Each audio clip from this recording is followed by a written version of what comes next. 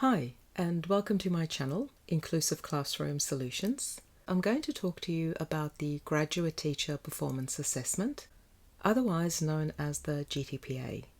Now, if you've landed on this video, chances are you've heard all about the GTPA, and maybe you're about to start your placement and you're looking for some tips and some understanding about what you can do from now to get yourself as organized and prepared for it as possible. A quick disclaimer, I'm not a faculty member, a marker, or representative of any university or GTPA course.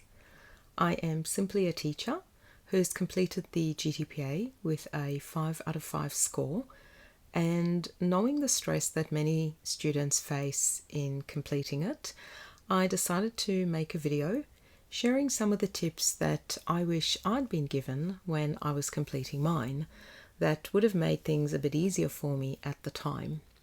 I'll just mention that I did my placement in a high school, so that's the perspective from which I'll be speaking about the GTPA.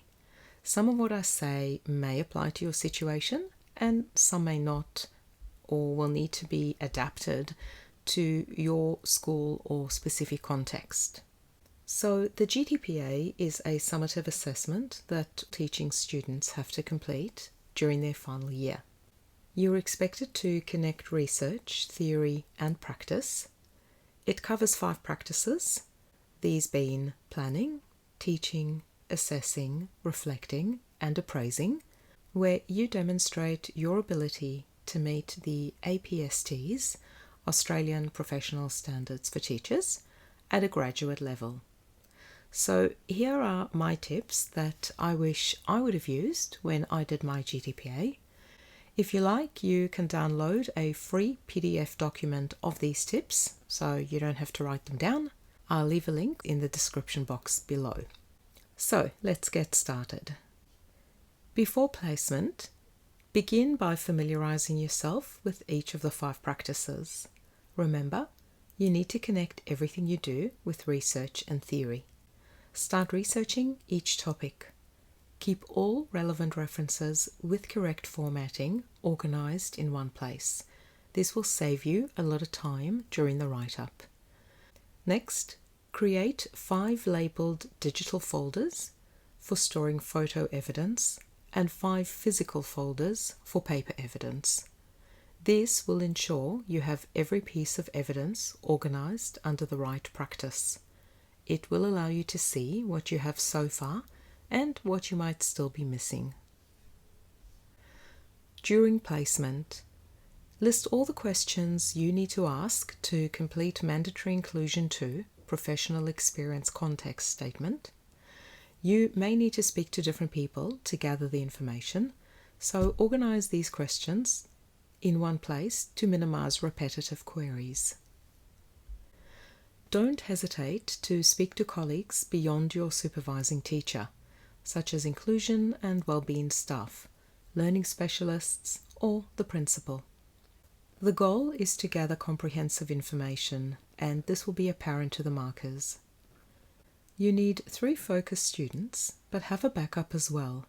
This is in case one of your students leaves the school or any unforeseen circumstances prevent you from being able to use their data. There is the temptation to use every bit of data we collect, but this is not a good strategy. You want to use the data that is relevant. So, collect as much data as possible during your placement, especially as future access may not always be possible. But then sort through it and prioritize using only what's relevant. The write-up. Make sure you are 100% familiar with how to create annotations, as you'll be creating many. Ensure you also know the correct format for table headings, figure headings, etc. Familiarize yourself with the general capabilities, as they will form an important part of your GTPA. Bookmark the Australian Professional Standards for Teachers, or APSTs, on your device, as you will be referring to them in the Profile of Data Collection and Use, as well as various other sections of the GTPA. Whilst there are 5 separate practices, they do link to each other. I labelled my evidence in the following way. Everything in practice 1 was labelled as 1.1, 1.2, 1.3, and so on. Everything in practice 2 was labelled as 2.1, 2.2, 2.3, etc. This made it easier to refer to evidence from a previous section. Each practice has 4 statements of criteria.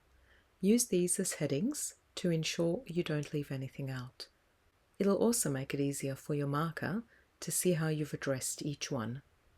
The GTPA may feel like a massive undertaking, but it's also a very rewarding project. Everything you've learned comes together, and what lies beyond is the exciting journey of teaching. I wish you good luck and all the best.